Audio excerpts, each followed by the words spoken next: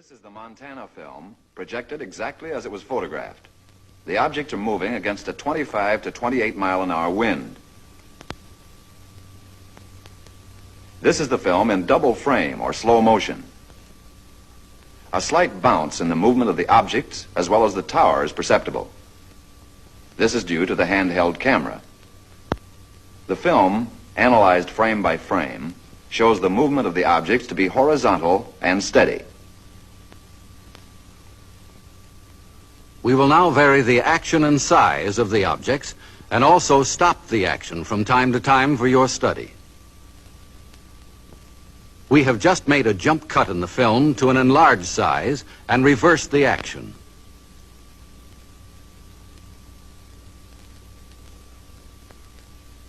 You are now seeing the objects exactly as they were photographed, but from a closer perspective.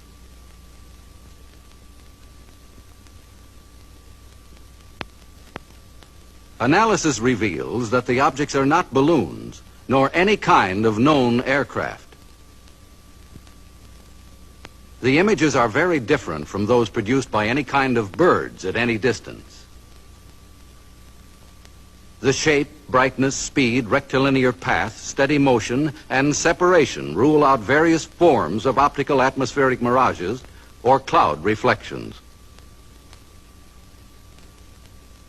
Comprehensive analysis has eliminated meteors and other known natural phenomena. The possibility of airplane reflection has been carefully studied and ruled out. This is the Utah film as it was originally photographed. The image structure and maneuvers definitely eliminate any kind of known aircraft. This is where Chief Photographer Newhouse, in his excitement, changed exposure. He believed that by changing density and giving the film more contrast, he could clarify the objects. The single object that reversed its course. The bounce is due to handheld camera. Now we study the action of one section of the film. We stop the action. We move in. Within a 5-mile range, aircraft could be determined. In excess of 5 miles, the speeds are greater than aircraft can achieve, except in straight-line speed runs. The movement here follows an elliptical or circular pattern. Microscopic examination reveals that the objects are well focused. Their size varies from 1/6 to 1/10 the size of the moon, as it appears to the naked eye. Their form is circular and sometimes elliptical. This fits the commonly used flying saucer description. Observe the object in the upper left corner. We move in to study the action. The object upper left will go out of frame on widescreen projection.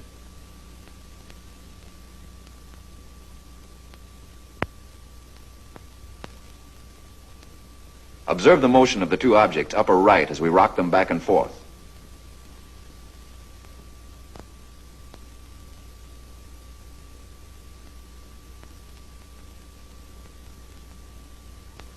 Now we move over and up on the frame to make a closer study of the object in the upper left corner. Examine this object closely. Compare it with those objects you saw in the Montana film.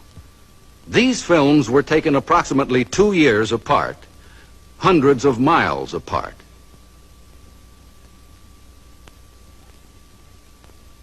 We drop back to the original perspective and resume.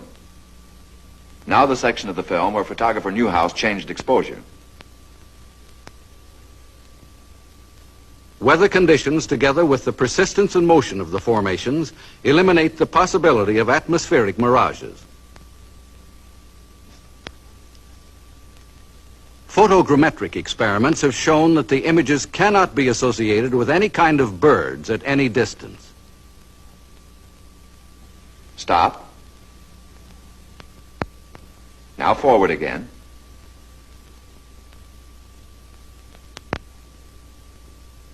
Stop.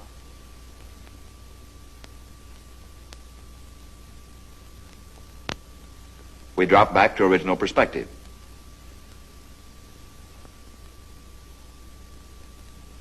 Now once again and for the last time, the Utah film.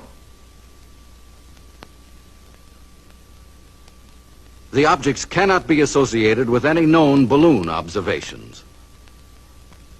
For the last time, the Montana film.